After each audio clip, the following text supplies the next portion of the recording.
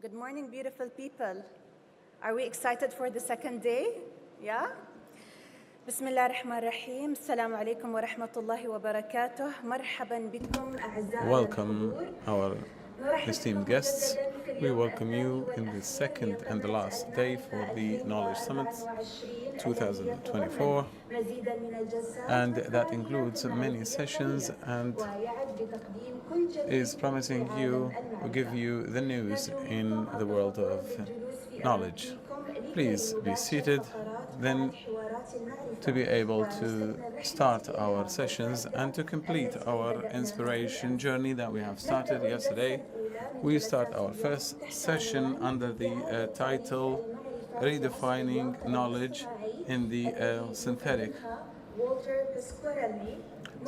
Reality, provided by Mr. Walter Pasquarelli. Good morning and welcome to all esteemed guests gathered here today. It is truly an honor to welcome you back to the second and concluding day of Knowledge Summit 2024. We look forward to present more impactful sessions and knowledge-rich activities as we explore brand new horizons and innovations and insights. Kindly take your seats as we commence today's proceedings in the No Talks Hall, continuing the inspiring journey we embarked upon yesterday. Our first session of the day, titled Redefining Knowledge in the Age of Synthetic Reality, will be led by Walter Pasquarelli, advisor, researcher, and speaker on Gen AI policy. Mr. Walter, the stage is yours.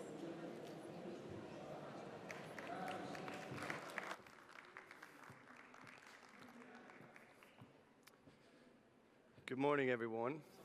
Thank you so much for having me. I'm really pleased to be here today. Right.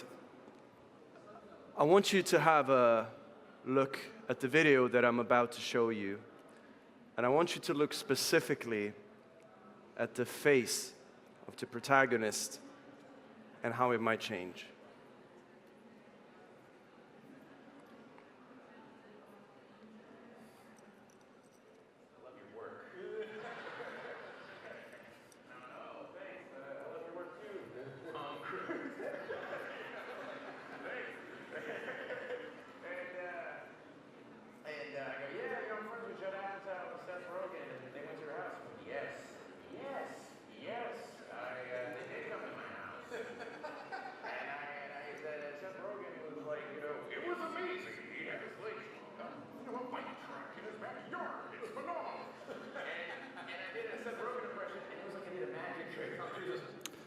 Right.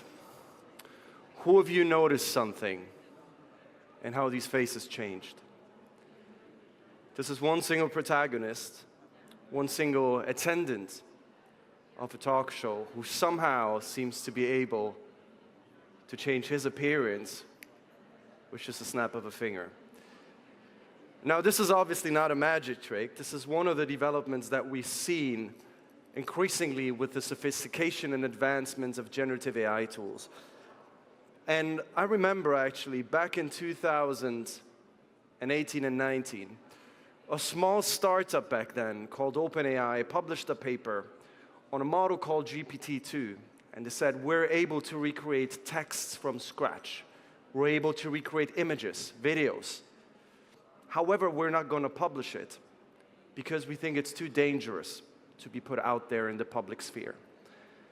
And back then, everyone thought, all right, sure, yeah, you developed this amazing tool, but you cannot show it. Of course you have. Like, we almost didn't believe them. And yet, just 3 years afterwards, OpenAI published their AI tool ChatGPT, and that gave the rise to the generative revolution, as we call it. And this generative revolution with the ability to create content that is hyper-realistic, from texts to audio to videos, images, that we cannot distinguish anymore what is real, what is authentic or not, has given the rise to the era that I call synthetic reality.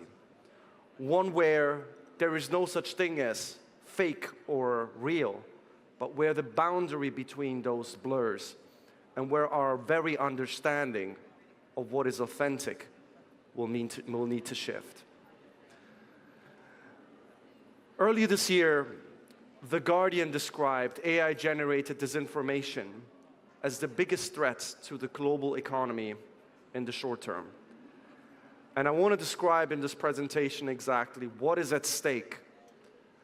How will our understanding of knowledge and insights change over the next year?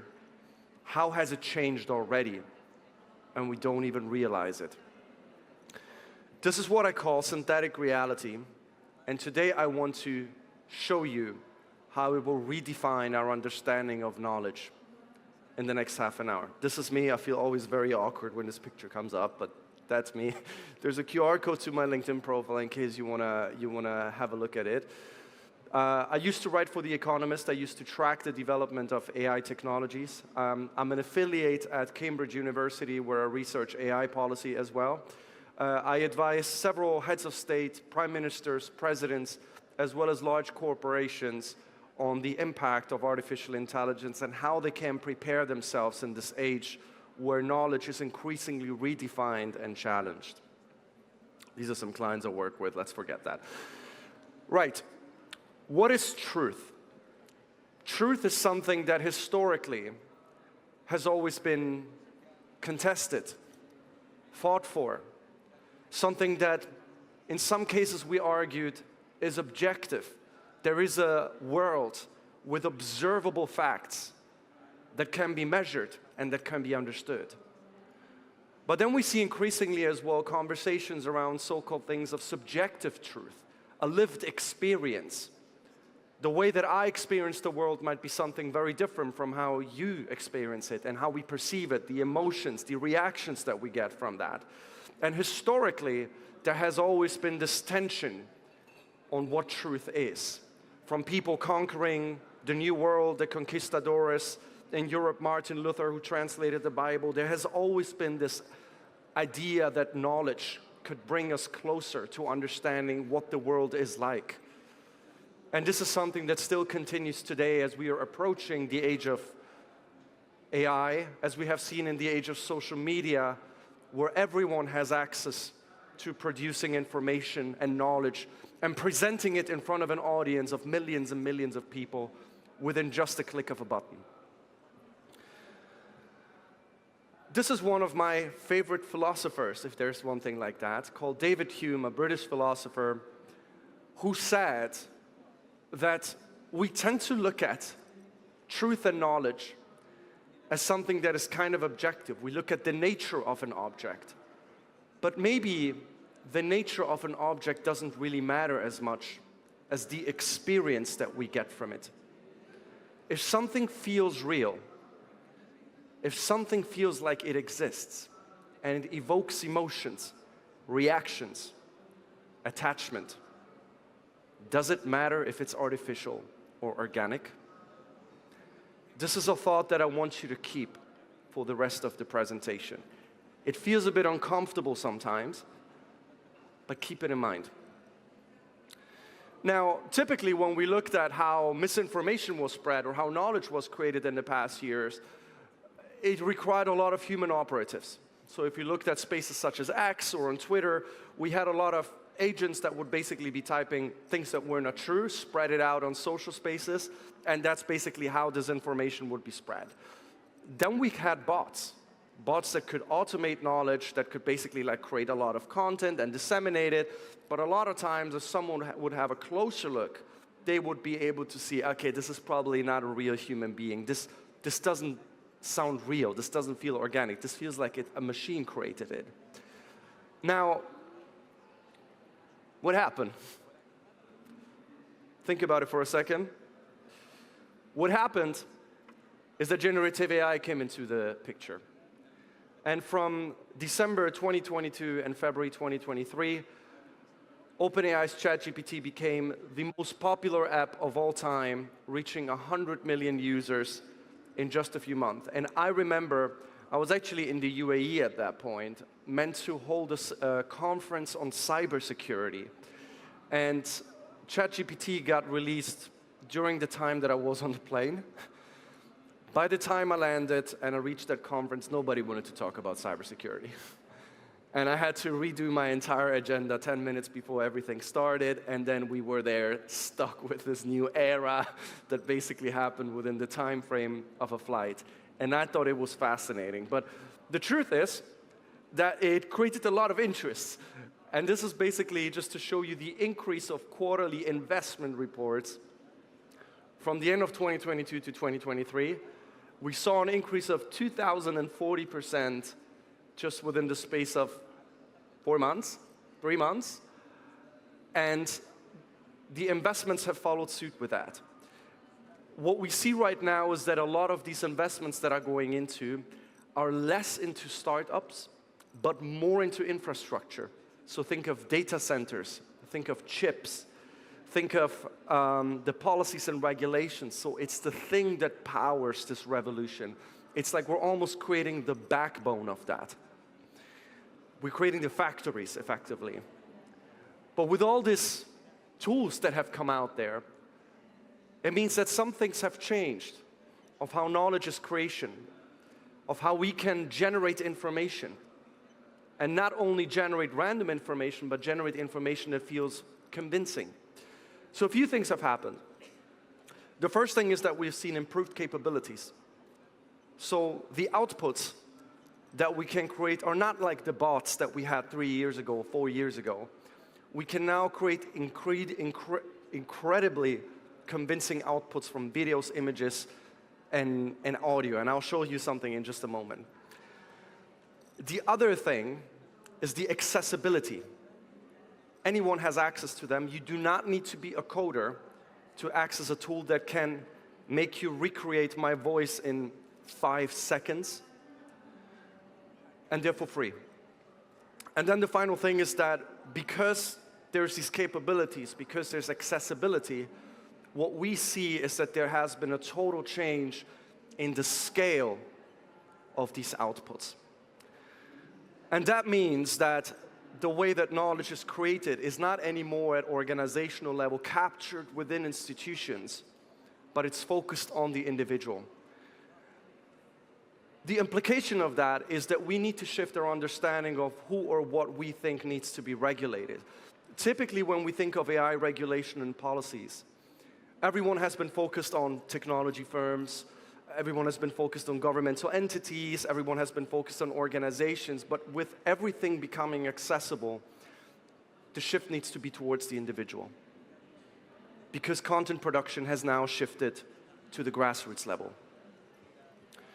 Right, there's a few things that have happened since then. I'm not sure why this video is not working. Here we go. Okay, this isn't working. I'll show you another one shortly. Here we go. Okay, so this is just to show you some of the capabilities of some of these Gen AI tools. And I mean, these are images of celebrities that I assume all of you know. I should say none of these images are real, for the avoidance of doubt. These images are also not from Google. These images were created from scratch. So it shows effectively celebrities doing ordinary jobs, like Will Smith selling computers, Emma Watson working in a restaurant, and of course the Pope in a Balenciaga jacket. And I should mention the Pope in a Balenciaga jacket picture was the first instance of an image that went viral and everyone assumed to be real. To the extent that the papal office had to issue a tweet and say, this is not Pope Francis in a Balenciaga jacket, we do not endorse this brand, even though I think it looks pretty cool. But that's just to show you the realism. And just to say, this is the worst quality they will ever be. From now, it's only going to get better. But that means as well that there's opportunities that these tools can bring. And one is, for example, in terms of analysis. And this is here a pretty simple example. And I'm going to remove the audio here. This is, for instance, integrating some of these Gen AI tools into Excel files. So I'm not sure who of you here is good with numbers. It's not my strength. But by integrating some of these tools into, for instance, Excel, you can communicate with them in a seamless manner and effectively become a data analyst without having a data analyst education. So there's a real opportunity here to use these tools to democratize knowledge capabilities and improve learning much faster. And that's one thing where most of the firms that I advise on, from Coca-Cola, the PwCs, the big ones, they basically say it helps us become much faster in how we operate. All right, so let's dive a little bit deeper now into what this means for creating insights, knowledge, scientific outputs, content creation. And there's a pretty simple curve here that from all of our research, from all of our surveys, it shows pretty well, in my opinion, what we can expect to see in the next few years. By 2030, we're expecting 90% of all online content to be AI generated. 90%. These are not my numbers. These are the numbers of several military agencies in the world. And the methodology is pretty robust. I had a look at that. We tried replicating a similar study that looked at how much content will be AI generated by, I think it was 2028, and I think by that time it's going to be 70%. So it's massive. Get used to it. Okay, so it's a reality that's going to happen. And the reason for that is, as we just established, is because of the accessibility, because of the scale, and because of the improved capabilities. It's going to be a lot cheaper as well. At the corporate level, we can expect to see a mix between human and AI working together, because it basically increases the quality. So rather than doing AI cheap, fast art that we can just like generate quickly, we can have some designers that are able to use tools such as Midjourney or some other kind of knowledge production tools. Even in academia and scientific inquiry, working with them will increase the quality. That's going to be the middle layer. And then there's basically like entirely human-generated outputs, which I like to compare a little bit to Italian leather. I'm Italian, I should say, so there's a slight bias here. But the point is that in terms of economic incentives, it kind of will not make a lot of sense, because it's a lot more expensive, it takes a lot more time, the quality might be very high, like we see in Italian leather, but ultimately the majority of people or clients might not be able to pay for that, because after all, why not go for a cheaper option that is available for us? I think this curve will be applicable across several industries, from academia to content production to design, even to finance. So where we see financial models made in a similar kind of fashion. Okay, so the key thing in particular for organizations that are interested in creating insights and knowledge in universities is the fact that we need to find the right balance. And here because I work for a media organization, and I think this is applicable as well to the world of academia or research, there's almost like two extremes on how people are trying to find it. So on the one hand, we see that there's some organization, they want to produce constant outputs. So think about breaking news. Think of organizations that basically need to put content out there basically on an hourly basis. They will be entirely AI-driven. There might still be a human that will check the outputs, but their AI is going to basically take over a lot of the works. Think of BuzzFeed or these kinds of, or like Fox News, CNN, the breaking news type outlets.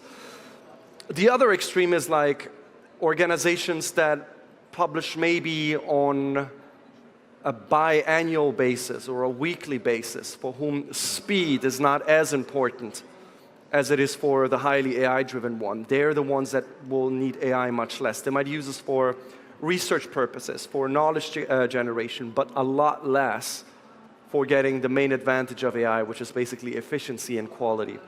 And then there's something in the middle, which we saw in the terms of newspapers, for example, in The Guardian or Reuters. One question and one issue that you can expect to see a lot in policy discourse across the entire world is a question of to what extent should we make these tools accessible to anyone? And take a moment to think about it. Why would it make sense for us to just give access to anyone to these kinds of tools? And the answer to that is pretty simple. On the one hand, we can say it creates innovation. We can create these innovations in healthcare. We can be much faster. It allows everyone to have an equal shot at economic production units. And so it's like there's a real opportunity here to grant access to these tools and in this way create benefits across the whole of society and economy. The downside to that is that there's also some risks, which we're going to look at in a moment. And the risks are from disinformation. The risks are that even if sometimes we have the best intentions of how we use these tools, that we can create outputs that are incorrect, that are wrong, based on which we make decisions, but that feel incredibly convincing. And they feel real. And I'm like, oh yeah, of course, AI is saying that, so it must be correct. But maybe it's not. So this balance between open license and closed license is something that you will see over the next years in every policy discourse, in economic policy discourse, not only in AI policy. And this brings me as well to the topic of risks. Now, a lot of you, can I see who of you is familiar with the topic of deepfakes? Could you just raise your hands? Okay, yeah, that's the majority. Think of deepfakes as basically the video that I showed you initially. Someone impersonating someone through AI and make you say or do things that maybe you never did. And what we have seen in an organization that I worked here that conducted some research is that there has been a 10-fold increase in the amount of deepfakes across the world between 2022 and 2023. And the applications of that differ between global regions. In the United States, deepfakes were created primarily in elections. Because of the US elections, everyone created fake Trumps and fake Kamala Harrises. We're going to look at that in just a moment. And make them appear as if they were saying something that they never did. Here in the region, it's a lot of financial crime. So it's people trying to impersonate executives and make financial transfers and maybe say, transfer me this amount of money by impersonating the CFO or someone else. In Asia, East Asia, it's a lot of non-consensual deepfake pornography. So it's basically faces of women that are being recreated and make them look as if they were engaging in certain kinds of acts. So there's cultural nuances here that are at play and determine the extent to which these tools are used in a way that is risky. To share a personal anecdote, at some point in, I think it was March this year, I got a call at 3 a.m. I'm based in London. And at 3 a.m. my phone starts ringing. And a client of mine calls me and says, hey, good afternoon, Mr. Pasquarelli, or good morning, Mr. Pasquarelli. One of our clients has just received a call from someone impersonating their CFO through an AI avatar. And that AI avatar instructed them to transfer $25 million, and they did it. And they lost it. Never got the money back. Now what do we do? That's the question that I think we're trying to answer. And these tools are becoming really realistic. So this is an AI-generated influencer. It's the fastest growing account on Instagram at the moment. I think her name is Emily something. And the creator, a man, has received messages and calls from famous footballers who asked whether she or it wanted to go on a date with them. So, and that's, think about it from the initial point that we made at the beginning. Yes, it's synthetic. Yes, it's fake. But the emotions that people develop are real. And that's kind of the thing that matters.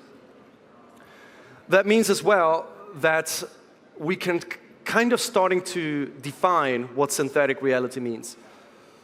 On the one hand, we can see a future where there's a lot of content that is going to be generated, so the creation of lifelike images, sounds, videos from scratch. The second thing is that it's interactive. So it's not just static. We can speak with them, with these avatars, in the same way that we can interact with ChatGPT if we wanted to. The other thing is that it's personalized. So it's not just a tweet that you see, but because it understands your data and your personality, it can speak with you in a way that feels more real. And then the final point is that it's realistic and believable. So it looks real. It sounds real. You cannot distinguish between one or the other. Now, this is some evidence that I can bring from the elections, and this is just to show you a few examples of deepfakes that were spread throughout the United States elections. And again, these are not real, obviously, but they basically show examples of stereotypes of politicians, like Hillary Clinton and her emails, Trump having fake hair, Anthony Fauci and COVID. So these are not actors. This is AI generated. And this was done in a week. So think of it if someone spends a month doing them, right? Okay, so how does that make you feel? Do you find it funny? Do you find it entertaining? Do you find it scary? Or do you see opportunity? Or maybe all of it? Totally legit, by the way. There's no right or wrong answer. But this is the area in which we're going to. One in which knowledge and insights are increasingly at the tip of our fingers. In politics, surprisingly, we see that deepfakes do not influence elections. Because people can usually tell that something is a bit ridiculous, let's say, that it's not real. Even if an image looks hyper-realistic, seeing an image of a candidate doing something outrageous does not have an influence, apparently. Much more what it does is that it creates confirmation bias. So most videos of Joe Biden, for example, were not showing him saying something terrible, but they were showing him looking very, very old. So that people were like, oh yeah, well, we know it. That's the rumor that's going around, so therefore, it must be true. So they reinforce existing beliefs. They don't necessarily spread fakeness per se. The fakeness reinforces the reality reality reinforces the fakeness. Now, in terms of policy and ethics, I'm going to skip this part. It's pretty boring. But there's basically the EU AI Act that has been put in the European Union, and that is sort of like the main standard globally at the moment. That is a proper regulation on AI. I can share the slide deck if you want. I don't want to go too much into detail at this stage. In the United States, they had the US executive order, which was created by the Biden administration, and that was sort of seen as a little bit more laxer regulatory environment for the for AI developers. But a few things have changed, and that's, of course, the election of Donald Trump, because he's strongly pro-deregulation of these tools, and he's strongly pro-open sourcing, so access to everyone. This is a report that I just published. It's on my LinkedIn, so I'm going to share the QR code later on in case you guys want to know what Trump's election means for the world of AI policy. If anything, if there's one prediction we can make right now, is that the election of Donald Trump will probably we'll see a significant increase in the production of deepfakes. With less regulation and with more decentralization, it's going to become a lot more widespread, let's say. Now, there are a few future issues that are out there. And there are some that are, again, about creative opportunity. And this is a pretty cool video, in my opinion.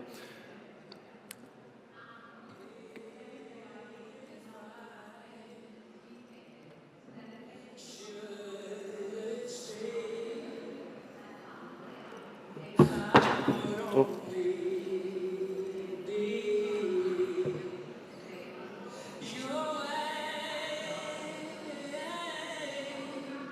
So, this is not a cover. This is Whitney Houston's I Will Always Love You, reinterpreted through an AI Freddie Mercury.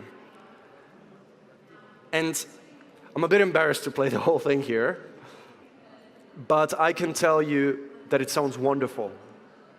It sounds special. It sounds real.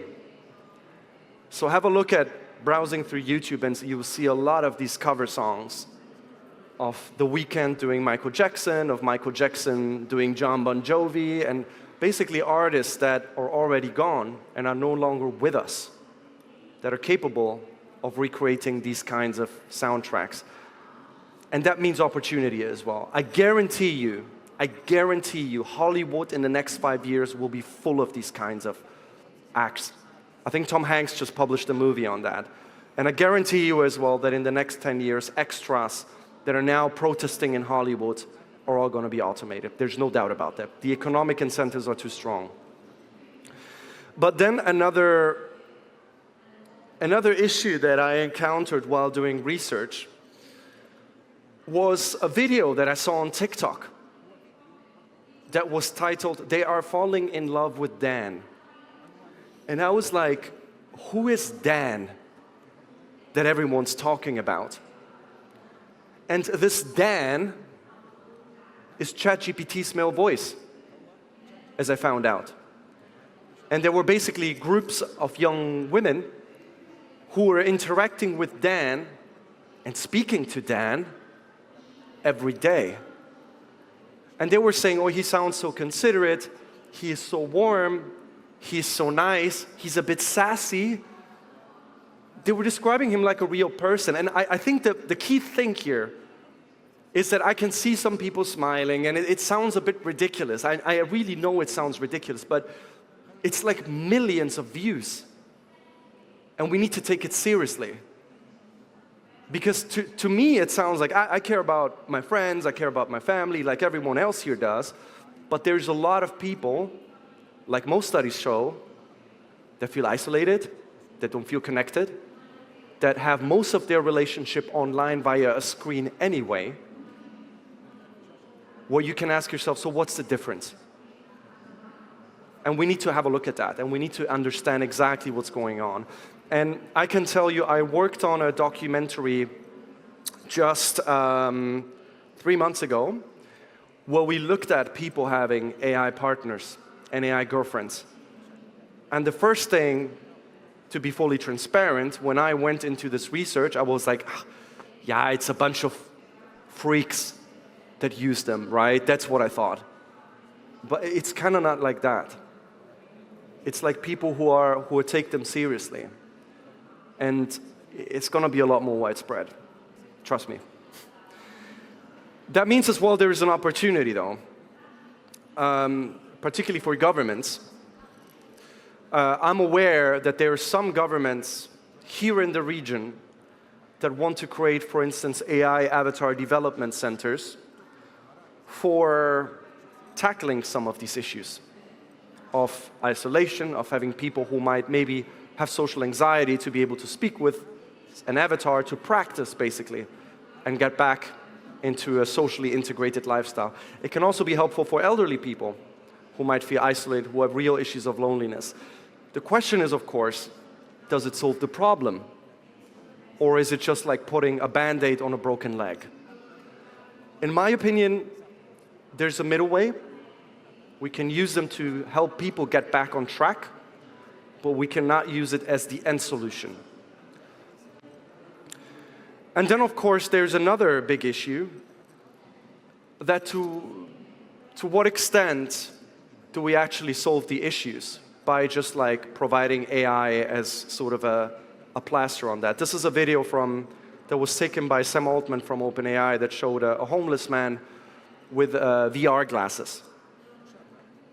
And I'll leave it up to you to think how to feel about this.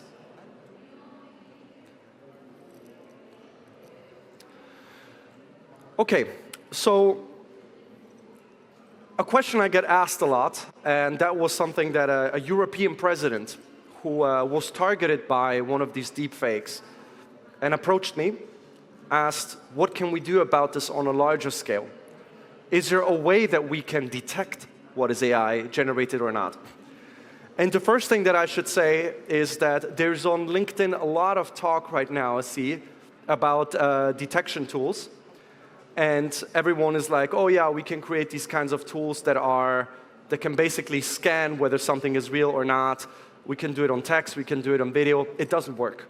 All the studies shows that they're inaccurate. So they sound like an easy solution, but I think even OpenAI themselves had produced one, and that had an accuracy rate of 26%. So it's pretty low. What works at the moment are a so-called C2PA standard. So that means when an image is taken, when a real image is taken, there's a cryptographic hash that cannot be changed, and that tells us when a photo was taken at what time, from whom, and what place. And if a change is made, it's recorded. And then, of course, the final thing is educational campaigns. And it's kind of a no-brainer, but I can tell you I barely see them out there. And I've worked with countries on making large-scale educational programs. I've worked with tech firms on putting it on their screen the first time someone logs on to a social media platform. There's almost nothing out there, surprisingly. So that's one area that we've worked a lot. We've developed a lot of these programs for corporations and for governments on how they can defend themselves on that, but there's very little out there yet. This is a study on why detection tools are unreliable. I'll share it with you in case you want to go through all the numbers. Right, another opportunity here is creating the first global institution that deals with these kinds of issues. There's nothing out there yet. The UN is working on one, but there's no specific impact on synthetic media and synthetic reality in particular. So to wrap this all up, as the final message that I want to give you guys, the future is synthetic. Our understanding of truth and reality is changing. And keep it back in mind again, that if something feels real, if we attach emotions to something or to someone, do they exist? Thank you for listening. There's a QR code. You can get in touch with me via here if there's any other questions. Thank you very much. Do we have time for Q&A? No, we don't have time for Q&A. I'll be meeting you outside here, okay? Yeah, I'll be just there in 2 minutes. Thank you very much.